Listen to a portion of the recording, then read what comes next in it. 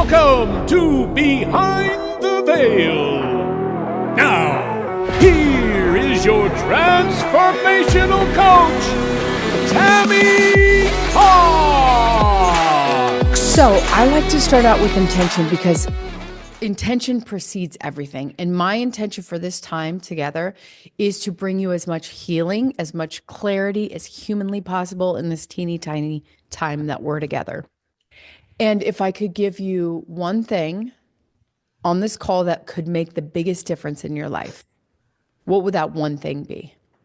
That's a really good question. I think I need to I think the best thing that I could possibly get out of any conversation or anything in life right now would probably be direction. Like I have no direction anymore. And I think that's like my biggest, I'm like always in an in-between place. Like I'm never really here nor there. I need like to know what I'm doing. So you say you're always in an in-between place. Mm-hmm. What does that mean? Like basically, I mean, the last 2 years of my life have been like insane. So everything's kind of like, I don't feel like I'm really anywhere. Like my whole life changed. Both my parents are gone. I lost 170 pounds. My siblings all went their separate ways. Like I lost my job when I got hit by the car. I was out of work the whole entire year. Like being a workaholic was always like my identity, I guess. And now I don't really live anywhere. I stay between Florida and Pennsylvania. Like I'll be at my cousin's. I don't really feel like I'm there. Like if I'm home at a sibling's house, I don't really feel like I'm there. I'll go to my ex's and we're not together, but we're not apart. It's like, it's just a confusing like time in my life and I don't ever have any direction. Okay. Why do you think whenever you're in an in-between, okay, it sounds like you've been there a long time, it's always because you're refusing to make decisions. Mm-hmm. So why are you afraid of making decisions or why aren't you making them? Do you think? I think that I've made bad ones my whole life. Every time I feel like I've ever made like a strong decision about something, it always blows up somehow. The weight loss, for example, I thought it was going to be a Victoria's Secret diet. I was going to look great. I was extremely sick for so long. And people, you look great, but I was not great. Like it was like not the best of decisions. And I was underweight for like 7-8 months. I was malnourished. I was underweight. And I thought it was going to be the best thing I ever did for myself, the healthiest thing I ever did. And I feel like my intention for each decision I make, it never ends up that way. It just, I don't trust myself. I guess that's the short answer. You don't trust yourself? I guess that's the short answer. I trust myself a lot less these days than I used to. Why don't you trust yourself? I don't know. I guess because I'm 38 and I just feel like the choices I've made just have not been the best. I was also like very codependent on my parents who passed away. They both passed away in 2023. They passed away 8 months apart. They were only 59. Poor lifestyle choices. They weren't the healthiest people in the world, but I didn't know I was so codependent on them older until they weren't here. And I realized that I've had other people kind of steer me along my whole life. And it's crazy to not have it. Mm. So, why do you think that you've relied on everyone else, trusted everyone else and not yourself? I don't know. I can honestly say that's probably been my whole life that it's been like that. Like I trust it. Almost like me getting hit by the car when I was walking home from work. It's almost like I spent my whole life. My mom said, she was like, I kind of always knew something like that would happen to you. She's like, you're always putting your trust in the rest of the world. Nothing will happen. Like if you trust them, like I trust the cars zooming by more so than my, you know what I mean? Like it's just things like that. Like I feel like, I don't know, I guess I feel like young, I might have had it drilled into me that I made poor decisions and that's what it sounds like. Yeah. I had a narcissistic mother a little bit too. So yeah, I could tell. Yeah. So whenever we become, right, mm-hmm. because of the identity that was created in those first 5 years becomes who we are. Wow. And so I knew when you said certain things like, I'm with a narcissist, I don't trust myself. I am codependent on my parents. I immediately knew that you had a very controlling parent. My mom. I was Yeah. happy. She was happy. If her day was bad, so was mine. It kind of like you ebbed and flowed with her. Yeah. Yeah. Yeah. And so you have taught yourself that not to trust yourself. So it's going to be taking it's going to take some manipulation to restructure your belief system, right? Yeah. Okay, so tell me what your big pain points are now. You said Okay. I'm in between not making decisions, so give me a picture of what that looks like. Okay. So, all right. I like here's my life at this point. Basically, like I told you, I was a workaholic. I worked all the time. But the year both my in 2023, both my parents did pass away, and I also was hit by the car. When I was hit by the car, I fractured my spinal cord and shattered both my legs. So I was wheelchair bound, and then I was on the walker and everything else. I started dating my ex from 12 years ago. Right after my father passed, my ex got in contact with me. She got in contact with me. She came to visit me in Florida. We had a great time and we started somewhat, I guess, dating for like a little bit. I got hit by the car. She drove from New Jersey to Florida that night, stayed with me the whole time in ICU, and we went from just reconnecting, casually dating to married. And I was in ICU. Like, I didn't know that we were so married until I came out of it. She was by me every day, like giving me sponge baths. Like, Wait, you got married without you no, we knowing? weren't literally married, but I'm saying Oh, like we went from like just getting to know each other to she's my signing things in the hospital and she's speaking for me. Like, we weren't, there was no in between time. We didn't build up to it. We went from 0 to 100 was my point. yeah. But I remember now that she was like that 12 years ago too. Very fast. Came on really strong. Like, you're the best thing ever. I've never, she's 42 years old. This is the first time I've ever felt like this. You should have felt most things at 42, but like she just always came on strong. So I woke up out of ICU and this my father had passed away. I had gotten hit by the car. I woke up. I'm healing at my cousin's house. My mom was in poor health. My mom lived in Pennsylvania, and this girl that is visiting with me is from New Jersey. My mom was in ICU, so they got me on the plane. They got me there. My mother passed away when I got there. What started as I was sleeping over the girl's house to go to the funeral that week turned into I lived there for 9 months. It was the craziest 9 months of my life because I stopped thinking for myself and just kind of let her take the lead. Like, if she wanted to do something, okay. If she says it's time to eat, great. Like, kind of, I had nothing left. Like, I was just kind of going with the flow, like, whatever you say, whatever you say. But it had been like a week since my mother passed, and she was having me at like parties and stuff. And I was like, I just don't feel like I'm in the party mood. Are you serious? All you've done is sleep for months. Like, what, how could you not? Like, and would make me feel like I was being ridiculous. So I just kind of kept going with it. But I never said I was moving in with her. I never officially moved out of my cousin's. I was not officially living anywhere.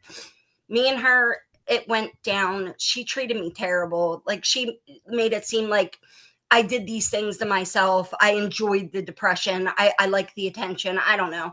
So we broke up and I came back to my cousins, but I never say I'm actually living anywhere. Like, I'll go home to my sister's, stay for a month. It's time to start working again. My body's back. It's time to like start making decisions for myself. What does my future look like?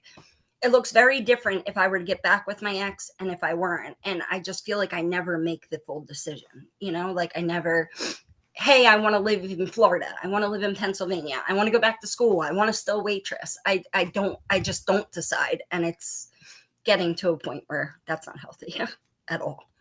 Well, are you ready to start making some decision? Yeah, Are you ready to start trusting yourself? I need to. I need to. You do, but it's going to take the decision. You have to decide that you're going to trust yourself because if you don't make a decision, you're going to sit here in this like in between. You're going to be this forever. Yeah. You have to decide now. So, I'm going to have you get in a really relaxed position because I want to take you inside. This is going to feel like a meditation. Okay. Okay. But basically, I'm going to get you to relax fully.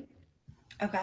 And then we're going to go inward. And all that I ask is you stay open when I Okay. take you through this process. Just stay open, stay contained until I bring you out of it, because we want to make sure we get all the way through it. I want you to have the closure at the end of it. So just stay contained.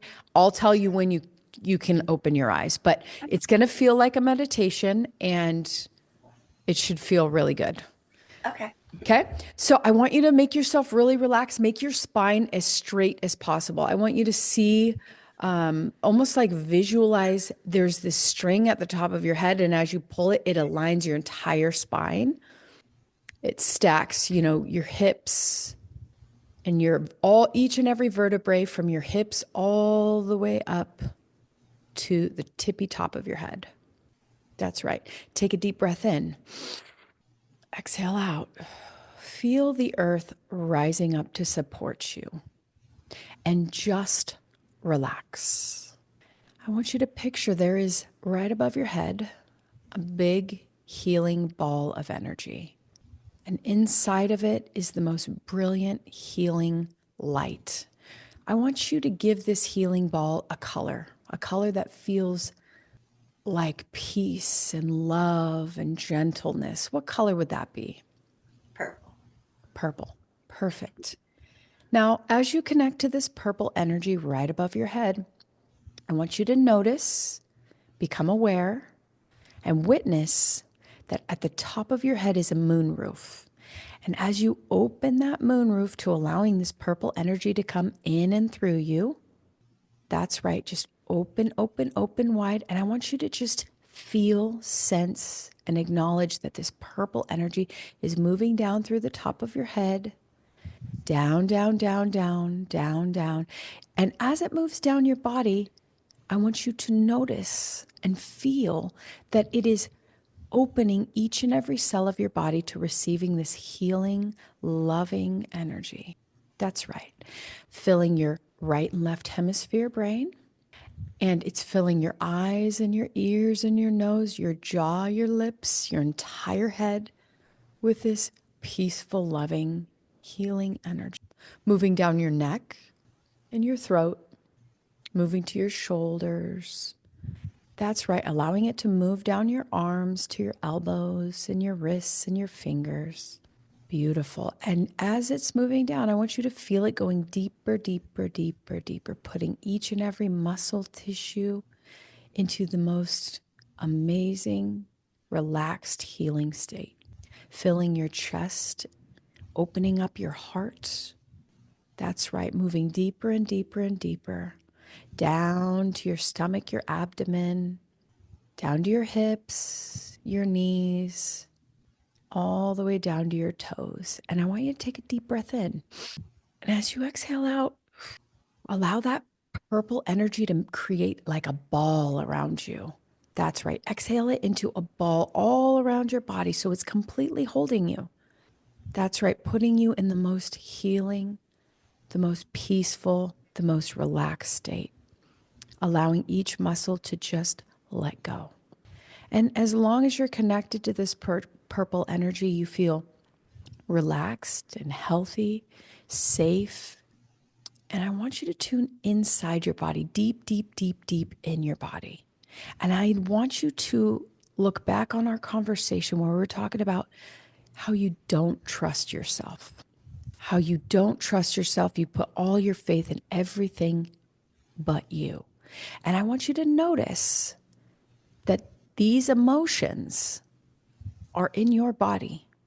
And first impression, I want you to take your hand and place it on the area where these stem from originally. First impression, place your hands on that area. What color is it? First impression. Orange. Yeah. I want you to move into that orange area in your head. I want you to go all the way to the center of it, all the way to the very center of that orange. You could put your hand down now. And as you go all the way to the center, the core of that orange, I want you to notice, recognize that there is an image that's being projected out from that orange. It's being projected out from your body. It's actually, see it like a TV screen. And I want you to see, become aware, and notice that on the screen is the very first time you felt this emotion.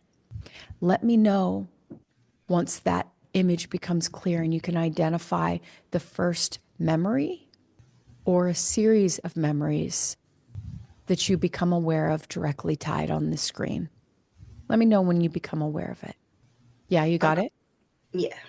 Okay, first impression. How old are you on this memory? Maybe like 8. 8. Are you alone or with someone? My mom. You're with your mom. What's happening in this memory? I guess the way that it went through my head was she was always telling me that I talk too much and that I don't make any sense. Mm-hmm. That and she always did it in front of people. And I think that was Is when someone else there with the two of you? her friends. Her friends. Yeah, So two of her, it's you're which is 8. weird. Yeah. Go ahead. I'm 8. And then I guess I used to say a lot. Like I used to have like a very I was very in depth, very young, and I used to get in trouble for it because I talked like I was an adult all the time. And I guess I must have insulted her friend or something, but it's like one of the speeches she gave me a million times. That's the first time I heard it. Mm-hmm. Okay, so I want you to tune in to your 8-year-old self, okay? And Mm-hmm. I want you to see that orange bubble around her. And I actually want you to move into that bubble with her. I want you to connect to her emotions. What is she feeling right now in this moment? Intimidated, I guess. Intimidated. Okay. Yeah. What else is she feeling in this moment? I don't know why, but I guess angry too. Angry. Like, yeah, I think because she never like she used to always shut me down before like I even got like anything. Like it was just like a sport for her, I guess. And Mm-hmm. I don't know. Okay, so I want you to tune into that. Okay. Tune into your 8-year-old self. I want you to actually look deep into her eyes. What is she angry about? My mom was mean. She was critical and she criticized a lot. And I went to Catholic school and they were critical. And I always felt like embarrassed and judged. I don't know why. Mm-hmm. Just judged and embarrassed. And I felt like that all came from, like, I guess the school. I have a lot of resentment with the school, but her. Mm-hmm. So I want you to scoop your 8-year-old self up in your arms. And I want you to connect to her pain. I want you to let her know that you've come all the way back in time to be with her in this moment, to feel this pain for her. I want you to recognize that she's still within you feeling this pain. And what we're doing here and now is we're releasing it. So we're going to move all the way to the center of this orange bubble. And I want you to tell her that you're going to feel it for her. And you're going to move this out of her because she did not deserve this. She did not deserve this, but I want you to feel her emotions for her. So move into that anger. And I want you to speak on behalf of her to her mom. What are all the things that she needs to say? Speak to her mom for her. Mom, I'm angry because. I'm angry because of how judgmental you were, how hard you made it seem that it is to love me, that nobody else really probably ever would. You made me not like who I was. I always felt like I was ugly. I think I was about 8 when she would be like, "Who's gonna want you?" She said it my whole life. I would tell my mother that she would cause me heartache my entire life. And then when she died, she left an empty, open heartache that I'll never get over. And what she did at the end with the will, she knows what she did. I want you to let her have it, okay? This little girl is living with anger, and I want you to speak on behalf of this little girl. You get to let this anger out right now. So you get to let your mom know what she did to her. you You hurt me. You hurt her more than you ever could imagine. You made her feel like she was nothing. You made me feel like I was nothing. You made me feel like I was completely unlovable, and I've accepted people treating me like I'm wrong my whole life because of you. And you didn't have to do that. When you left this world, you left me empty. And there's no closure with your death because there was never anything positive to hang on to through life because you hurt me so much. And you even had to do it before you left this world. You had to make sure that I knew that you hated me. And I'll never understand how you could hate your own child, but you did. That's what I would say to her. I want you to look deep into this 8-year-old's eyes. And I want you to tell her that she did not deserve to be treated like that. She didn't deserve to be treated like that. I want you to tell her how wonderful she is.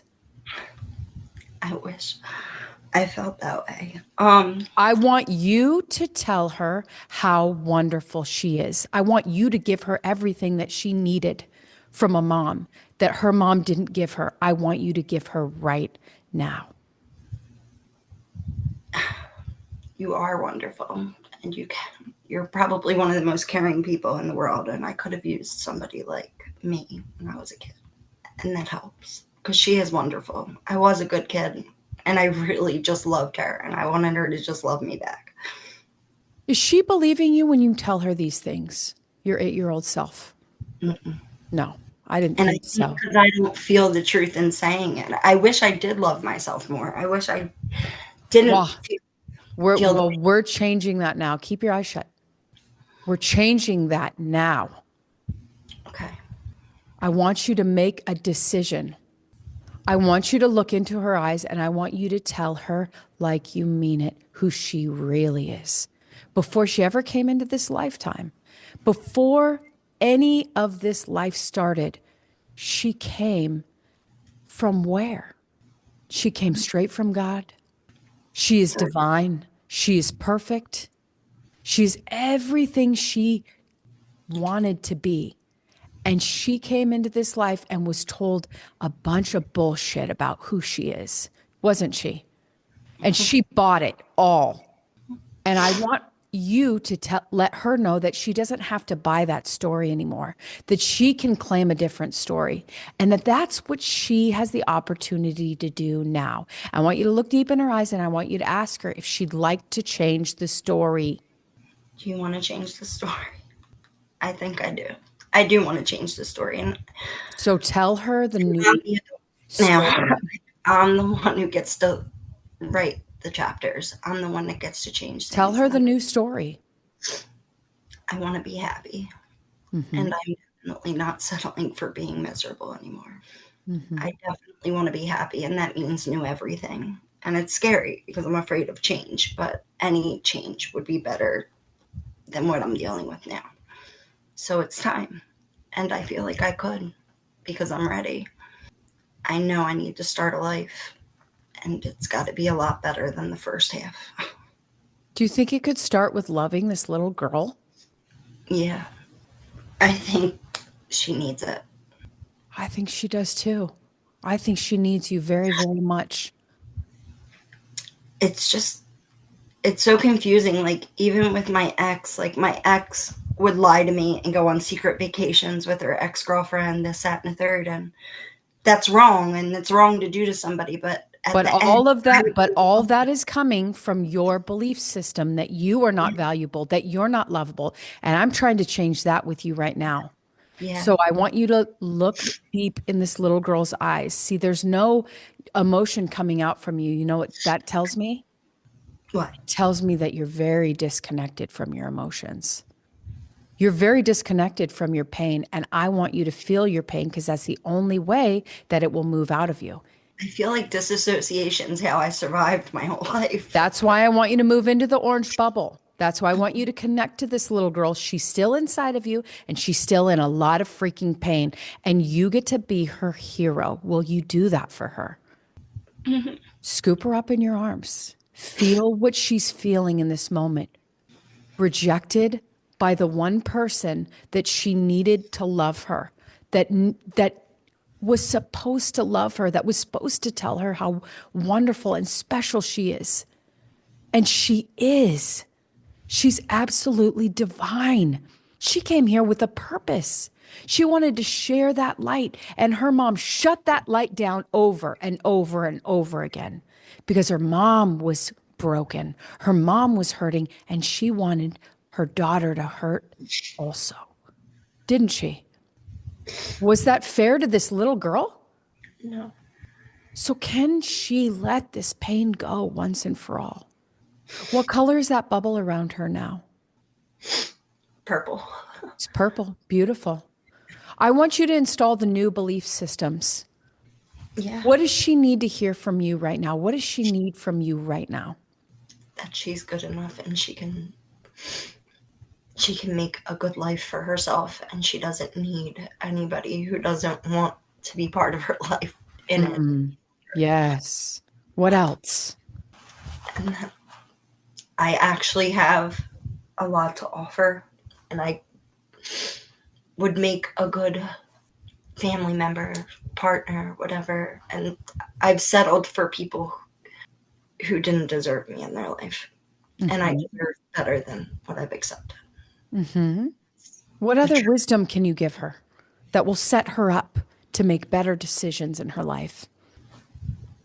I just need her to know that she's strong enough to make them, and that she's worth wanting what she wants and not just being an asset to someone else's life. I feel like I'm always trying to make everybody else happy or do for everybody else, and I don't even think about what I want. But I do deserve to know what I want and what I want. I deserve to want a certain life, and I'm strong enough to make it. What else? That I'm smart. I know when people are good people and when they're not. And even though I keep telling myself that maybe I'm crazy, maybe I remember it wrong, maybe I'm being too harsh, no, I'm right. I do know when someone's good and when somebody's not, and I'm not crazy. I need to know that I'm not crazy, because between my mom and the exes, you'd think that I was. But I want you to tell her that she knows exactly what to do. She knows. She does know what to do. And I want you to tell her to trust herself. Trust herself.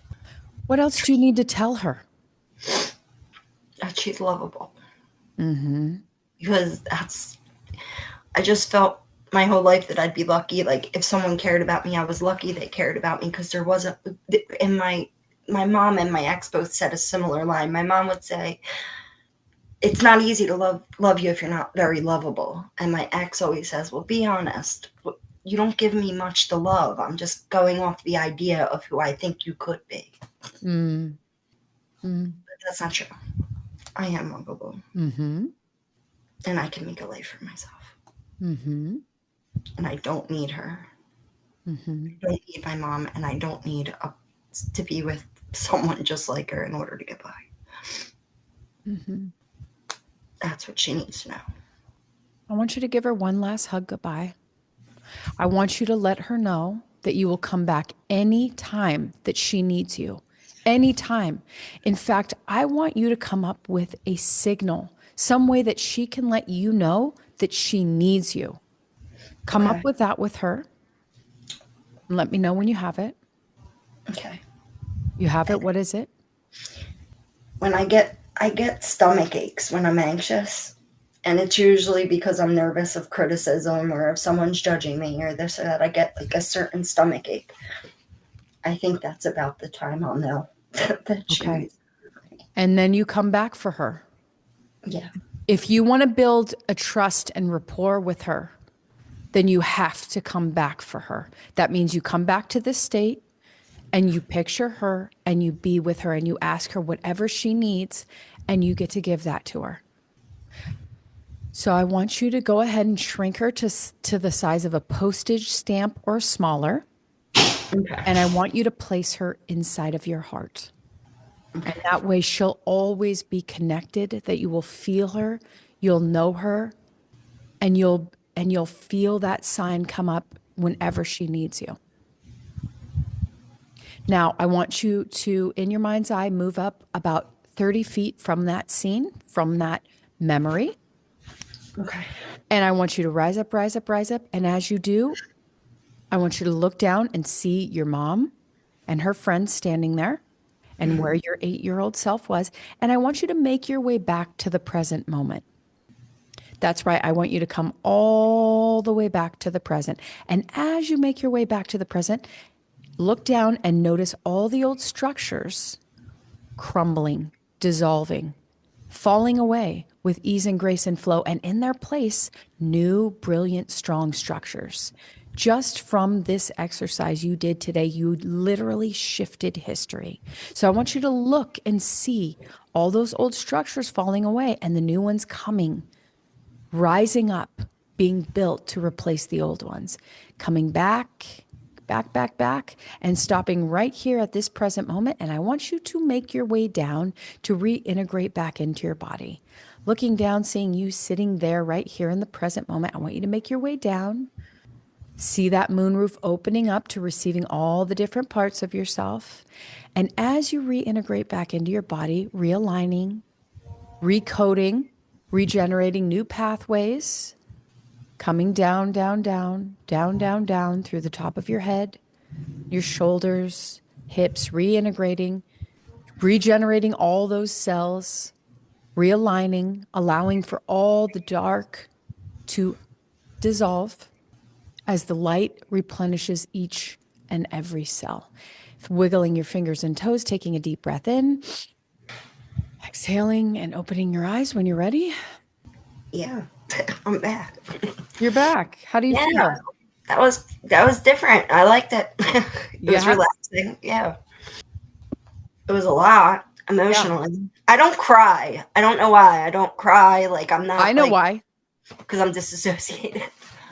I'll tell you, it's not unusual. When I take people through this process for the first time, someone who has gone through as much trauma as you, it's very normal that they are not connected to their emotions. You are so disconnected that I could barely, every time we got that spark plug almost to the outlet, you'd go, Yeah, they actually gave me, I went to a psychologist for Social Security and they gave me like they tested me for a few hours and said I had CPTSD and like when you have like she said disassociation was normal, but like I felt like not attached to anything. Like I felt no love anymore, no nothing. Like I just felt numb and it's been like that for a little over a year.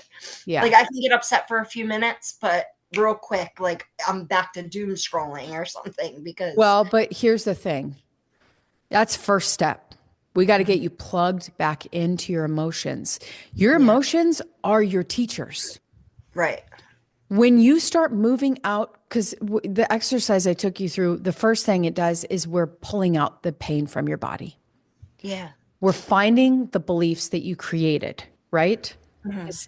That you have a life command that's the same as mine, which is I'm unlovable. And when I had that, when it shaped my whole life, it made my whole life experience. I sabotaged almost every relationship until I found that belief. When you find it, that's the gold. That's step one. We found it. We know it. Now it's time to change it. Yeah. And I'm going to tell you, it's not easy to change it because you were programmed a certain way. Okay. Yeah. So the first thing you need to do is we need to understand who is the new identity that you choose to take on. Because through this process, you recognized, hey, I allowed a lot of people who didn't value me to have stock in me. So the first thing you get to do is you get to choose much, much, much more critically with who you allow into your life. Because you cannot just allow anyone to treat you any way you want. If you are choosing to believe that you're lovable, that means you're going to stand for that. Yeah. Yeah. So, That's good. Yeah. So the decisions are very easy. You're loving me? Cool. You get to stay. You're not valuing me? This is how you prove it to yourself. This is how you change your belief systems. You have to line up with the new beliefs. Yeah. So you're going to have to say a lot of goodbyes here. Oh, And I've already said them all. I've and said but to stick with it. No, I've stuck. I mean, like, listen, like, I've let go of pretty much all the old, like, straggler friends and stuff like that. The only one that keeps wiggling their way back through is the ex, and that's just to guilt me all the time, to feel like basically everything I went through. She'll be like, "Yeah, you went through that, but that wasn't even my drama, and I had to go through it with you." So imagine me, who wasn't even attached to it, and I still had to go through it. And I'm like, "Oh yeah, you're right, you did. I'm sorry," like, whatever. But like, that's making its way out too. Like, I Right. know I And need that's to. and that's the other part of it too, is that you get to come into full responsibility of your Yeah, life and saying, "Hey, this is what it's been so far, but I can change any of it." yeah, And that only comes when we go from victim to victor. That's us owning all of our life, all of our shit, all the good and bad, and saying, "This is it. This is what it is. And I get to make of it whatever I want." So, how does all that sound to you? I mean, it sounds good. It sounds like it's a long way from probably where I'm at currently to like be like, oh, I'm level, like, but it's Yeah. definitely, it's a direction to work towards, which is what I'm looking for. Like, I just want to know which way I'm headed and what I need to work on. And I'm very disassociated, and it's scary sometimes because it takes someone pointing it out for me to be like, oh yeah, I really don't feel things the way that I should be feeling them. So it's Yeah. definitely, This is step one of you getting, like you said, you wanted clarity on direction. yeah, This is the direction that you get to go in, the direction of loving and adoring yourself, honoring absolutely. you, Yeah. honoring that little girl, giving her everything that she needs because she's still so much a part of you. Yeah, she is. I actually saw Kendall Jenner say that in an interview once. She said her therapist said to put like when she looks in the mirror, like to put a picture of her childhood self so that like she could talk to herself the way that she would have talked to the little girl. So I've heard of Yeah. it before, but yeah, it does make sense. Yeah. Well, what do you feel like what was the biggest takeaway that you have from today? That I have a lot of reprogramming to do. I think I need to unlearn as much as I need to learn. Hmm. That's what I think my biggest takeaway is that I have a lot, probably even more to unlearn than I need to learn. Yeah. Yep. It's the truth. Yeah, that's most of us early on our journey. There's a lot to unlearn. Um, yeah, I feel like that's going to be harder than the learning aspect, but we'll see. Yeah, it's kind of all the same. Well, I thank you so much for letting me take you on this journey, Thank you. and showing up and just being willing to do it. Like that's really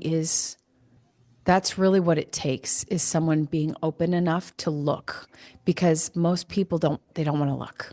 No, They don't want to heal, and not they don't easy. want to get better. It's not easy, but It's not easy to look at it, but I mean, healing, at least there's an end date to it. If you sit yeah. in it, it's forever, Yeah, and it's hard to heal, but it's also hard to like live with the pain. Exactly. Like like change is hard. Like I say that all the time. Change is hard, but staying still is even harder. Like Yeah. it's like what are you gonna do? Yeah. Well, I would love to. I'm getting ready to start workshops, and I think that it would be great for you to show up on my first workshop and get a little bit more of this information kind of hammered in. Would be Definitely. good for you. So I'll send you the information when we get the link up and we get it all set up.